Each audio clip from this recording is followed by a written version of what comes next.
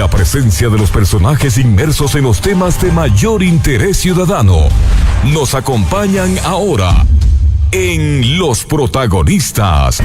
Los Protagonistas por Buenos Días América.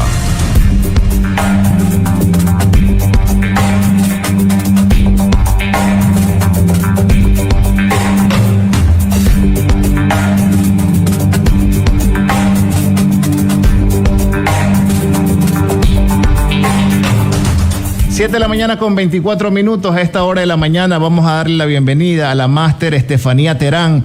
Ella es directora de incidencia del Grupo Faro y ellos han realizado un estudio para conocer cuáles son las principales preocupaciones de los jóvenes previo a las elecciones seccionales.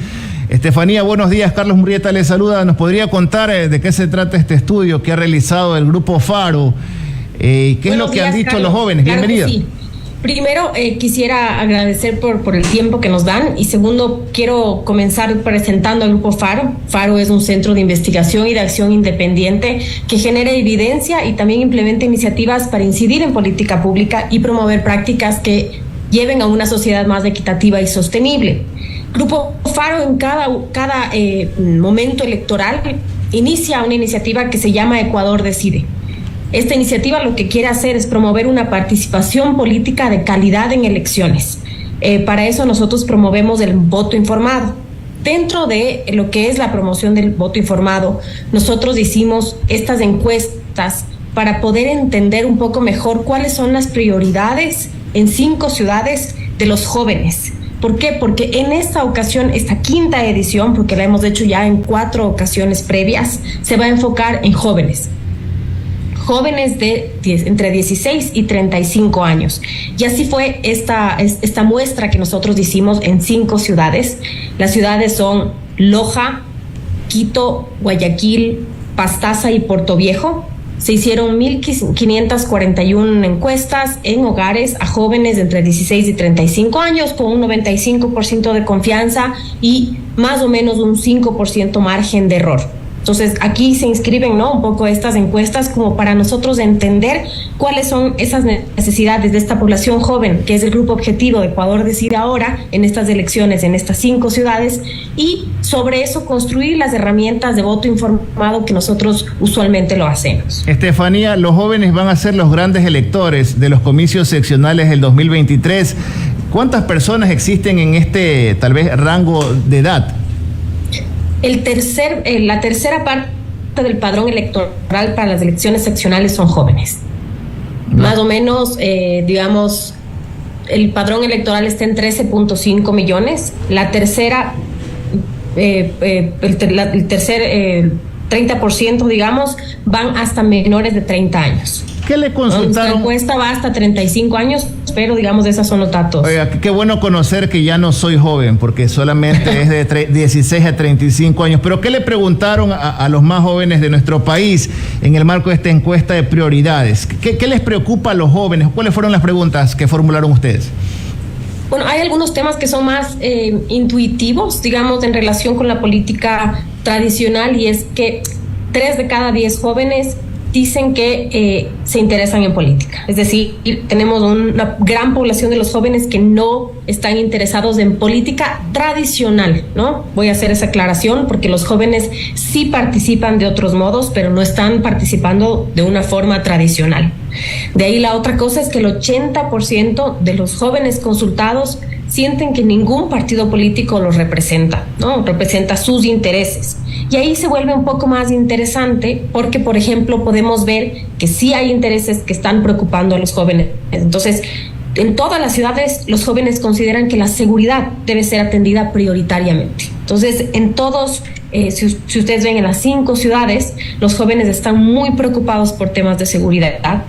De ahí también otro tema que sale en todas las ciudades es el tema de desarrollo económico, productivo y del comercio, ¿no? Que ellos dicen que el siguiente alcalde tiene que atenderlo con una urgencia importante. Y de ahí hay diferencias entre ciudades, ¿no? Dependiendo de cuál es la ciudad, pero también hay muchas convergencias. Entonces, por ejemplo, en Quito, Guayaquil y Portoviejo y Loja, o sea, en 4 ciudades de las 5, los jóvenes están preocupados por prevenir la corrupción municipal.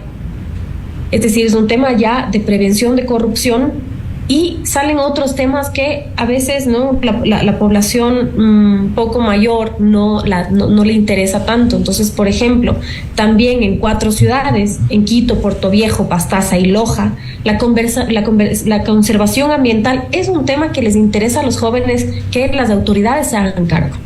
Entonces aquí estamos viendo temas que les interesan a esta población, y de ahí hay como temas que son más particulares de ciudades. Entonces, por ejemplo, tema de servicios públicos en Pastaza y Puerto Viejo es clave. Tema de vivienda, hábitat en Guayaquil, son temas que están saliendo, ¿no?, de los jóvenes. Estefanía, varias preguntas. Vamos a tratar claro sí. de resumir todo lo que nos has dicho. Si tú nos dices que 3 de cada 10 jóvenes se interesan por la política y el 30% del padrón electoral son jóvenes, ¿qué clase de autoridades se van a elegir en los próximos comicios? Porque con estos datos nos dejas preocupados realmente. Bueno, aquí hay varios temas para considerar, ¿no?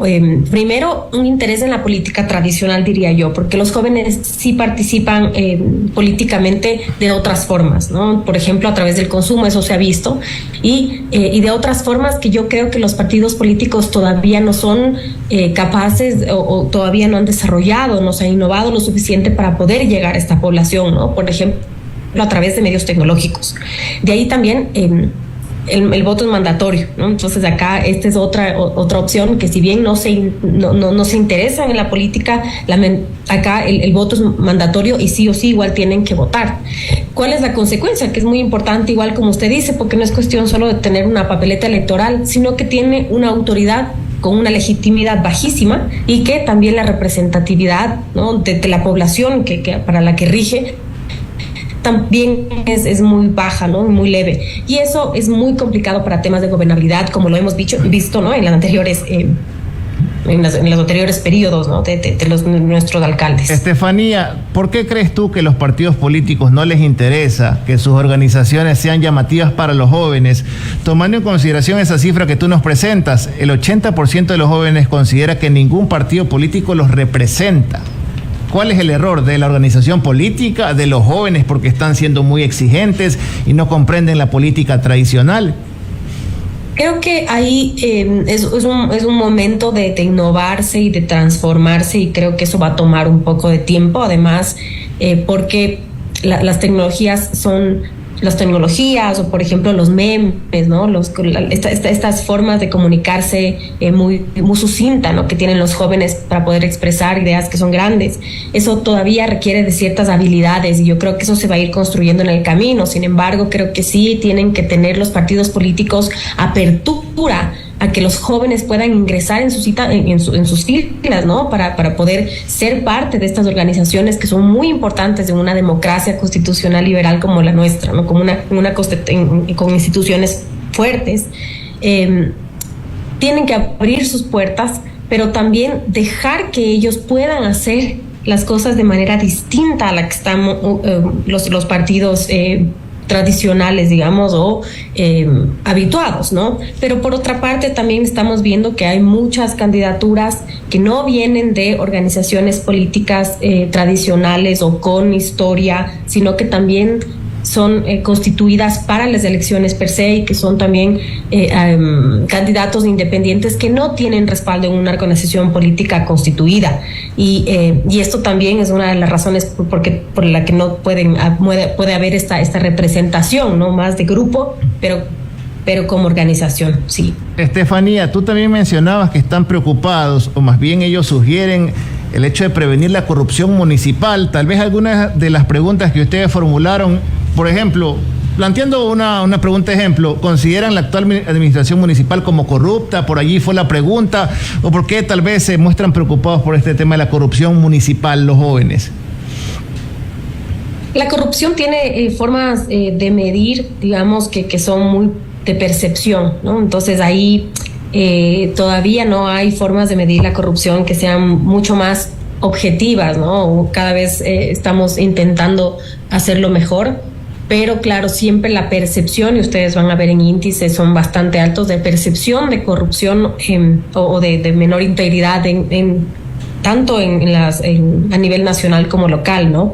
Entonces, supongo que por ahí también viene, ¿no? Esta percepción de los jóvenes de corrupción, y probablemente no haya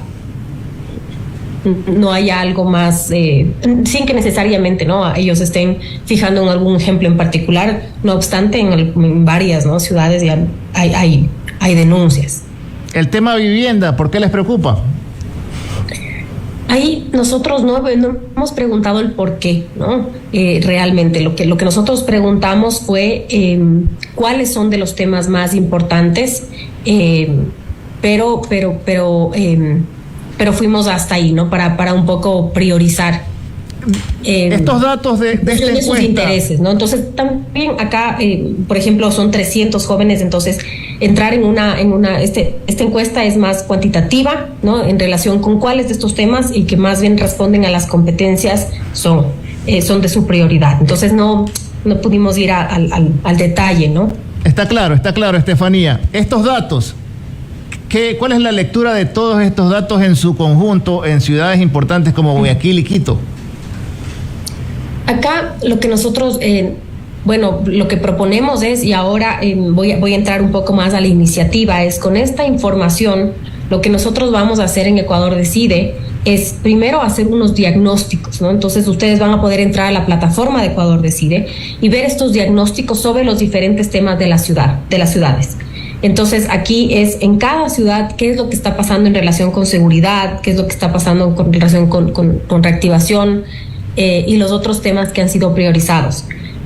Luego de eso, nosotros lo que hacemos es ir a los planes de gobierno de los diferentes candidatos que han sido entregados por el CNE y tabularlos. Entonces los analizamos y vamos a ver, por ejemplo, qué candidato está respondiendo y con qué propuestas a tales temas, ¿no? Pero también estamos analizando no solo el qué, sino también el cómo, ¿no? Que eso es un poco de lo más complejo.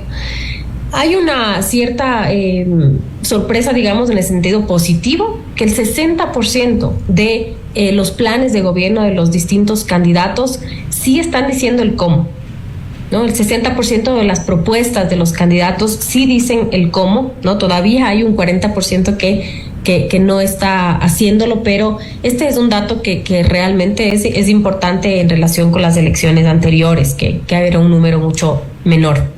Sí dicen el cómo, pero se ponen plazos en su mismo plan de trabajo, porque tomando como referencia el último proceso de revocatoria de mandato que le quisieron iniciar al presidente Lasso con su binomio Alfredo Borrero, oiga, allí más bien estaría la trampita del plan de trabajo, ¿no? Porque pueden decir, yo voy a entregar, 20,000 viviendas, pero no especifican en el plazo.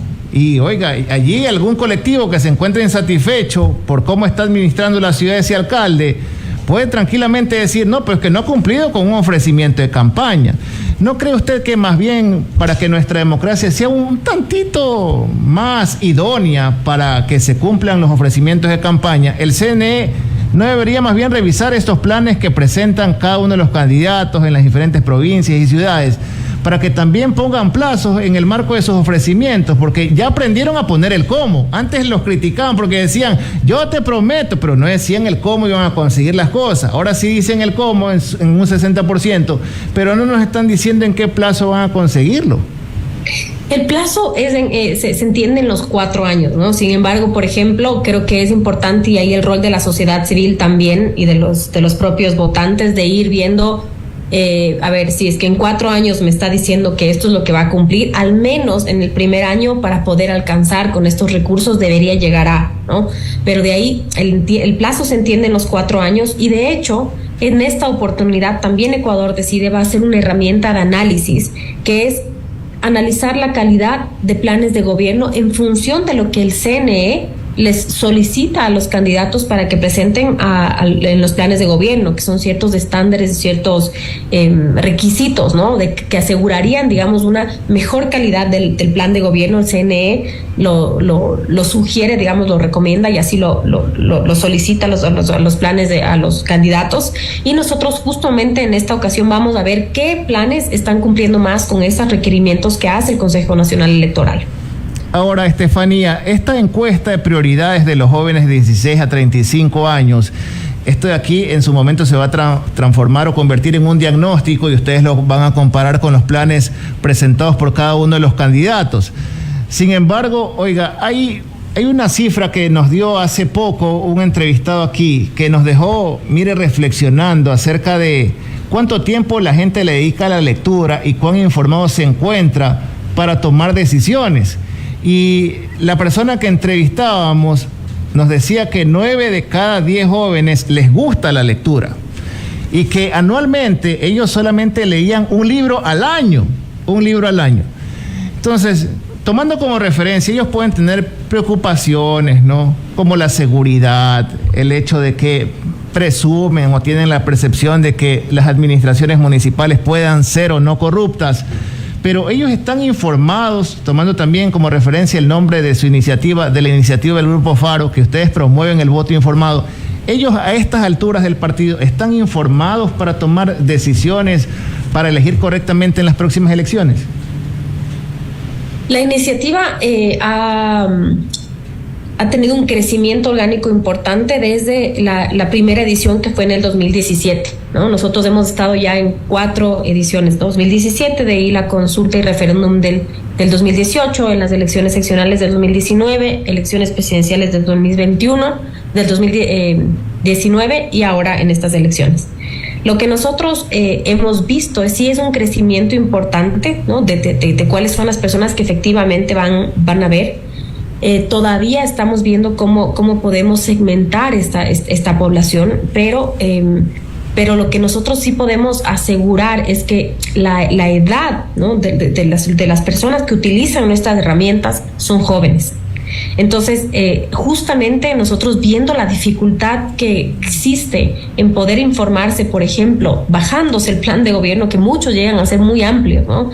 Y con lenguajes bastante complicados, utilizamos, ¿no? la forma de poder hacer mucho más fácil la lectura de estas propuestas y que sean comparables entre candidatos. Ustedes van a poder entrar a la iniciativa, a la plataforma de Ecuador Decide, elegir entre candidatos, elegir cuáles son los temas del interés, y ahí va a salir en forma muy sucinta, muy resumida, qué es lo que están proponiendo. Entonces yo creo que estos sí son herramientas que ayudan mucho a esta población que hemos visto que es la que más llega a nuestras herramientas, ¿no? por edad, a que ellos se informen. Entonces sí, justamente por de ahí también en esta ocasión de la 5ª edición de Ecuador Decide, construir otras herramientas en función de ellos y tener alianzas, ¿no? con otros actores que nos permitan transformar ese lenguaje en formas de comunicación que utilizan los jóvenes actualmente. Gracias por estar con nosotros esta mañana, la máster Estefanía Terán, directora de incidencia del Grupo Faro, hablándonos de los resultados de esta encuesta en el marco de una iniciativa que tiende a promover el voto informado. Que tenga un buen día. Carlos, antes de irme, solo quiero decir cuál es la dirección. Díganos. Es www.ecuador-mediodecide.org para todas las personas que puedan ya entrar a revisar qué es lo que están proponiendo los candidatos. Muchas gracias por su tiempo, Carlos. Gracias, buen día.